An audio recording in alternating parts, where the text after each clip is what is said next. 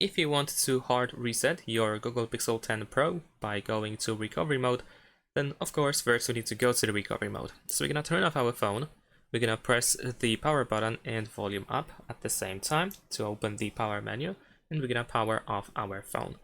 Wait for the phone to completely shut down, and then you need to press and hold the power button and volume down button. So press and hold both buttons until you are in the fast boot mode. There we go. In here, you can navigate by using volume buttons, so press volume up or down in order to find the recovery mode. Once you see recovery mode over here, you can press the power button in order to confirm. The phone will quickly reboot and soon you will see the no command screen. So in that case, you need to press and hold the power button, and then while holding the power button, press volume up. So like this.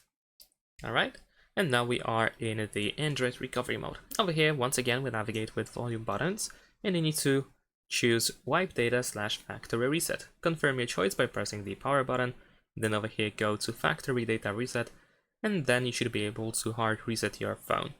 And that is pretty much it. Thanks for watching, leave a like and subscribe.